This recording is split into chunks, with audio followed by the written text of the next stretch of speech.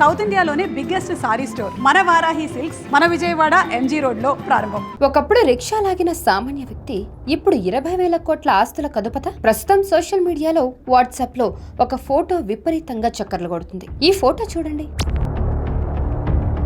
ఇందులో రిక్షాలో కూర్చున్నది దివంగత కరుణానిధి గారు. అయితే సీఎం రిక్షాని లాగుతున్న వ్యక్తి ఎవరో తెలుసా? తమిళనాడులోని ఇప్పుడు 1,000 కోట్లు వెనకేసిన మంత్రి ఈవి వేలు అని ఒక రేంజ్ లో ప్రచారం చేస్తున్నారు. అప్పుడు సీఎం రిక్షా లాగాడు, ఇప్పుడు రాష్ట్రాన్ని దోచుకున్నాడంటూ క్యాప్షన్లు పెట్టి జనాలు షేర్లు చేస్తున్నారు. అసలు ఈ ఫోటోలో ఉన్నది నిజంగానే మంత్రి ఈవి వేలునా లేక ఇది పొలిటికల్ స్టంటా? ఈ ఫేక్ న్యూస్ వెనుక ఉన్న అసలు నిజమేంటో ఆధారాలతో సహా ఇప్పుడు బట్టబయలు చేద్దాం. Welcome to it's TV. నేను మీ కౌసల్య. డైరెక్ట్ గా పాయింట్ కి వస్తే ఈ వార్త పచ్చి అబద్ధం. మీరు చూస్తున్న ఆ ఫోటోలో రిక్షా లాగుతున్న వ్యక్తి మంత్రి ఈవి వేలు కాదు. అసలు ఆ మనిషికి మంత్రికి సంబంధమే లేదు. మా ఇన్వెస్టిగేషన్ ప్రకారం ఈ ఫోటో ఇప్పటిది కాదు. ఇది 1991 మే 11న తీసిన ఫోటో. అప్పట్లో మాజీ ప్రధాని రాజీవ్ గాంధీ, కరుణానిధి గారు కలిసి చెన్నైలో ఎన్నికల ప్రచారం చేస్తున్న సమయం ఇది. చేత్తో లాగే రిక్షాలను రద్దు చేయాలనేది డిఎంకే నినాదం.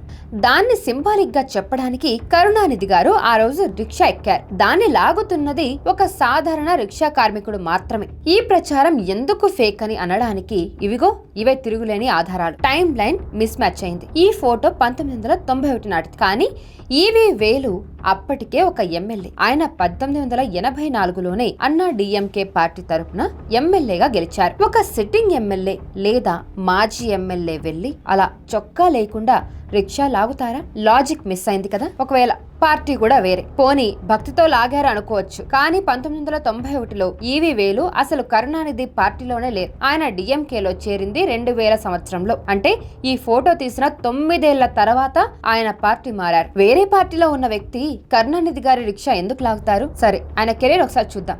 ఈవి వేలు రాజకీయాల్లోకి రాకముందు బస్ కండక్టర్ గా పనిచేశారు. కానీ ఎప్పుడూ రిక్షా కార్మికుడిగా చేయలేదని చరిత్ర చెబుతుంది. రీసెంట్ గా ఈవి వేలు ఆస్తుల మీద, కాలేజీల మీద ఐటీ దాడులు జరిగాయి. ఆ టైంలో ఆయన ఆస్తుల విలువ గురించి చర్చ వచ్చింది. దాన్ని అడ్వాంటేజ్ గా తీసుకొని ఎవరో కావాలని ఈ పాత ఫోటోల్ని బయటకు తీసి ఆ కార్మికుడి ప్లేస్ లో ఈవి వేలుని ఇరికించి ఫేక్ స్టోరీ అల్లారు. రాజకీయ విమర్శలు ఎన్ని ఉన్నా సరే ఇలా సంబంధం లేని ఫోటోలతో తప్పుడు ప్రచారం చేయడం కరెక్ట్ కాదు. సో వాట్సాప్ లో వచ్చే ప్రతి ఫోటోని, ఎమోషనల్ స్టోరీని గుడ్డిగా నమ్మకండి. ఫార్వర్డ్ చేసే ముందు ఒక నిమిషం ఆలోచించండి. ఆ ఫోటోలో ఉన్నది ఈవి వేలు కాదు, ఒక సామాన్య కార్మికుడు. ఇలాంటి ఫేక్ న్యూస్లు చాలా వస్తూ ఉంటాయి. సో ఇది చెక్ చేసుకొని ఫార్వర్డ్ చేయడం కూడా మన బాధ్యతే. సో ఇది వాటి స్టోరీ. మళ్ళీ ఇంకొక స్టోరీలో మళ్ళీ కలుద్దాం. Thank you so much for watching.